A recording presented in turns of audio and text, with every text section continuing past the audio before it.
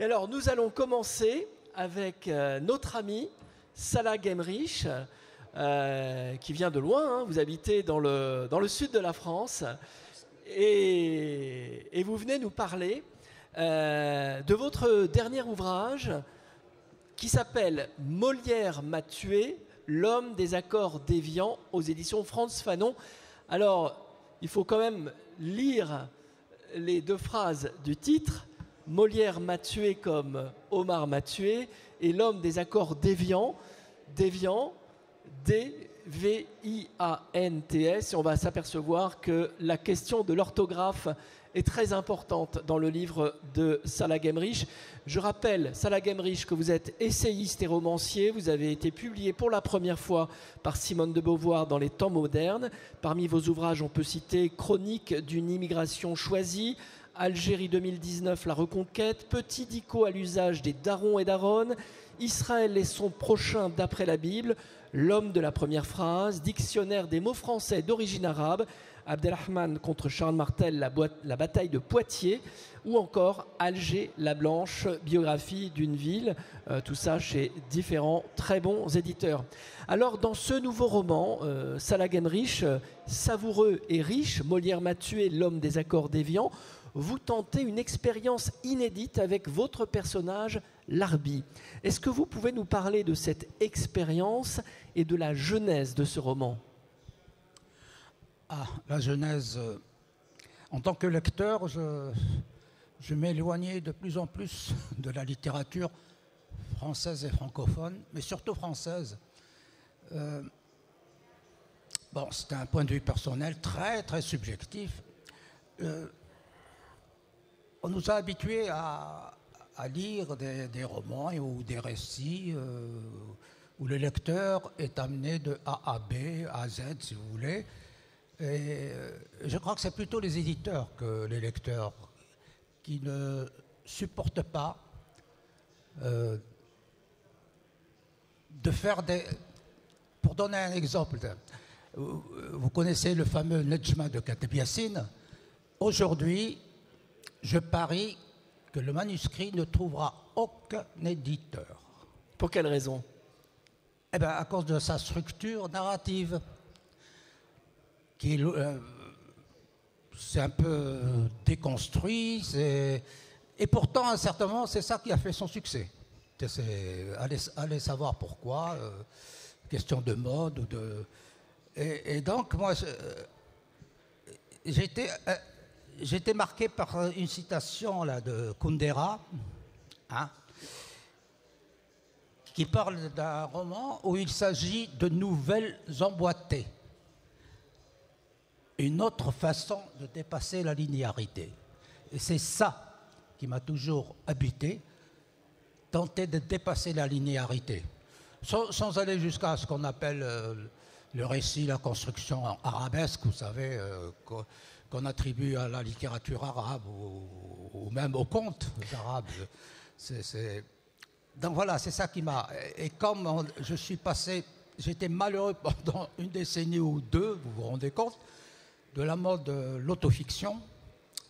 Et même depuis le nouveau roman, j'ai décroché. Voilà, la littérature. Mon propre fils me reproche de ne plus lire. Et voilà, et peut-être que j'ai voulu publier un livre que j'aurais aimé lire. Et c'est un hymne à l'imagination, Salah Gemrich, ce livre, Molière m'a tué. Oui, alors là, oui, ça va loin.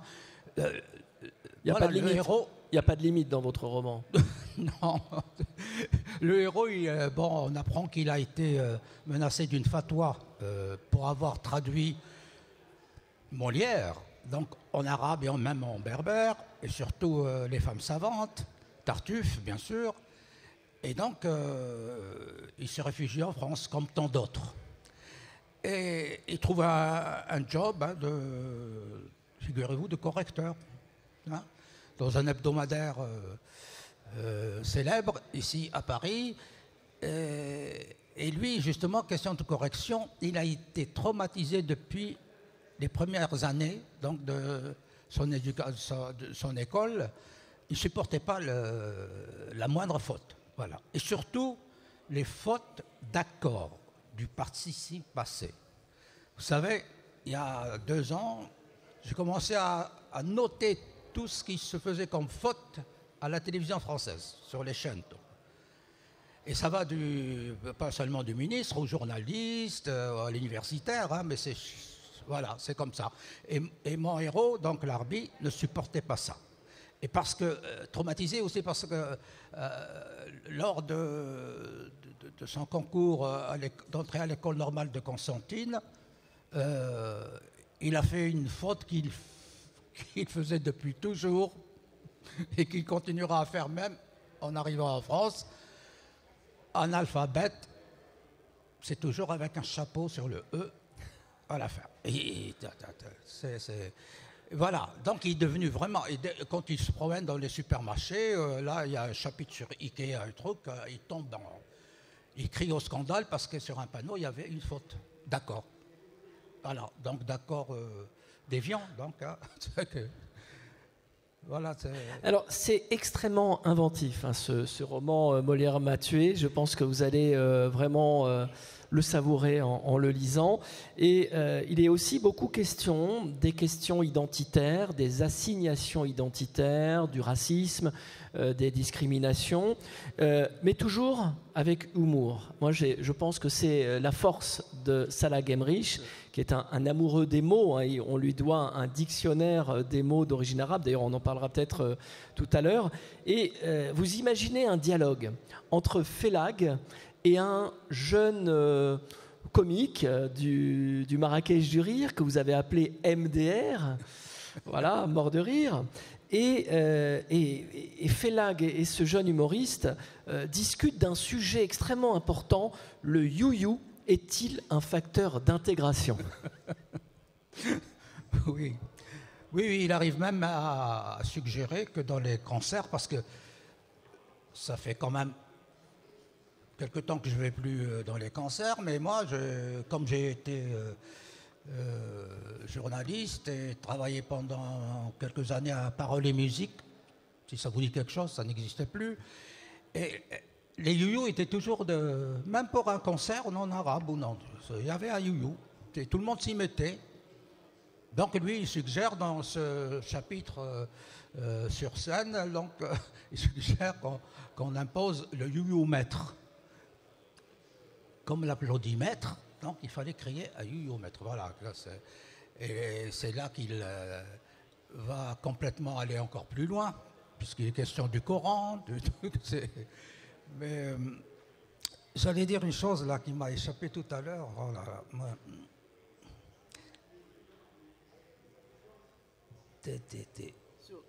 Oui, le you-you et le you-you comme facteur d'intégration. Oui, pardon. Oui, oui, pourquoi pas.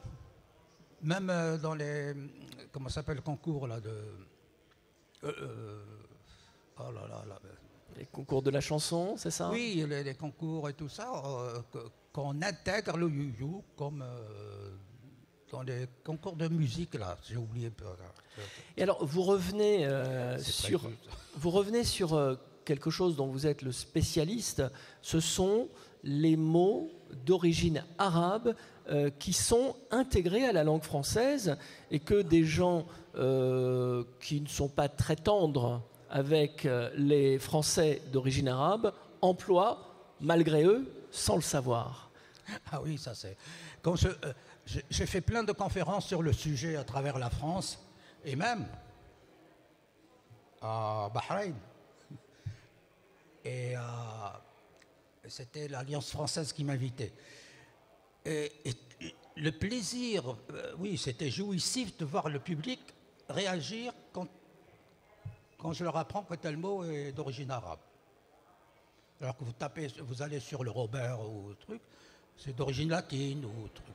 Et c'est ça qui m'a... En fait, le dictionnaire, je ne pensais pas le faire. Parce que si on m'avait dit que j'allais mettre 4 ans, 8 et jours, sans même une pige à écrire, je ne l'aurais pas fait. Mais seulement, je me suis amusé parce que... Allez, je le dis. C'est à cause, plus tard, grâce à mon fils, qui était adolescent, préadolescent, et il avait assez que je lui dise, comme ça, tiens, tu vois, Jahiz, ce mot est d'origine arabe. Et puis ça s'est multiplié jusqu'au jour où, très moqueur, il prenait n'importe quel mot. Papa, je suis sûr qu'il est d'origine arabe. Papa, ah, ça m'a vraiment... Ah bon? Eh ben, tu vas voir. Je me suis mis à chercher, à faire un répertoire. Et c'est en trouvant, c'est ça, en découvrant qu'on nous a caché les étymologies de centaines de mots, en les ramenant toujours, presque toujours au latin, ou au provençal aussi, au provençal, à l'italien et tout ça. Alors que l'italien, le latin, même le latin tardif, l'avait pris de l'arabe. Alors il y a des exemples inouïs, je ne sais pas quoi. À Orange, c'est un voyage magnifique, le mot orange, de Perse. Oui, allez, orange, naranjina, vous dites ça en espagnol? Et c'est ça qui a donné Orangina, figurez-vous. Orangina, c'est une boisson inventée par un pied noir à Boufarik, qui est plein d'orangers et tout. Bon. Donc le persan est passé, les Arabes l'avaient ramené en Sicile. Donc, naranj. Naranj, à un certain moment, on a cru que le N de naranj était le reste de l'article 1, ou naranj. Donc on a séparé donc, le N. Mais c'était l'orange amère. Il a fallu attendre le XVIe siècle pour que les Portugais ramènent de Chine l'orange douce. Alors tenez-vous bien, le dictionnaire arabe pour orange vous dit naranjina, naranj. En Algérie, dans ma région en tous les cas, comment on appelle l'orange? China. China comme Chine. Parce que les Portugais l'avaient ramené donc de Chine. Et en arabe littéraire, Portugal, de Portugal. Voilà, ce voyage d'un mot, je passe sur matelas, sur... Alors, le temps passe très vite. J'aimerais aussi vous poser une question sur l'Algérie. Salah Gemrich, vous parlez des accords déviants avec ce jeu de mots sur D' éviant ou déviant comme être déviant. Finalement, le grand problème des gens qui n'acceptent pas les autres en France, il reste lié à la question algérienne? Oui, oh là là, c'est très, très, très... Ça va même plus loin que la colonisation. Hein. C'est tout ce qui était oriental, c'était bon... alors qu'on a oublié que l'Orient a apporté pas mal de choses, je passe. Mais c'est une difficulté énorme. Je disais de mes conférences, le public, et qui, à la sortie, on m'interpelle, mais pourquoi on ne nous dit pas ça?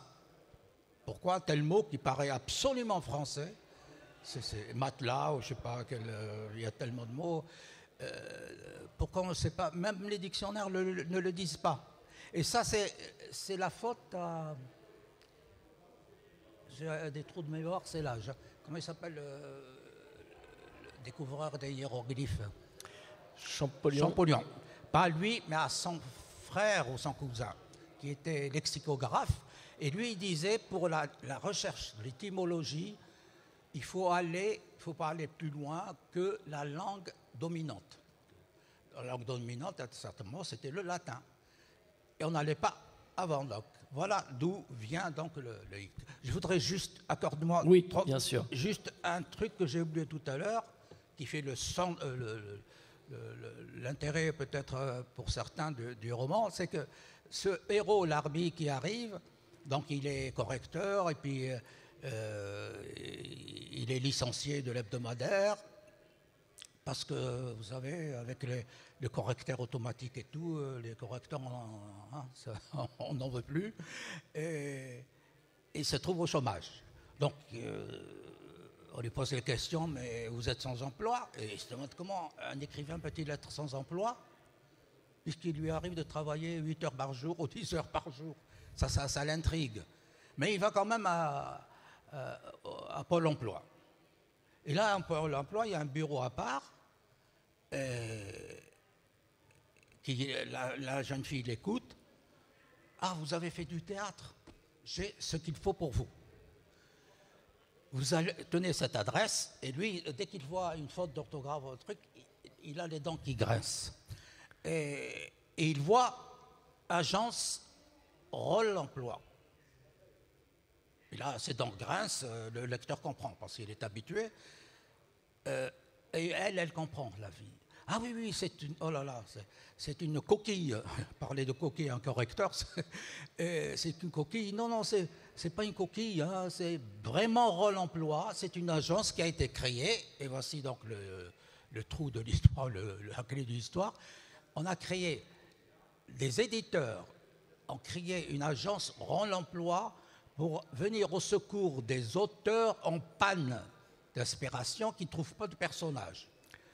Et donc, ils vont à cette agence pour trouver des personnages, pour emprunter des personnages, même un personnage principal. Voilà pourquoi, donc... C'est toute l'intrigue de votre très beau roman, Molière m'a tué, des accords d'Évian. C'est publié aux éditions Frantz Fanon. Merci Salah Gemrich. Merci à vous. Alors, vous êtes là toute l'après-midi et les visiteurs du salon peuvent aller vous rencontrer et se faire dédicacer votre livre.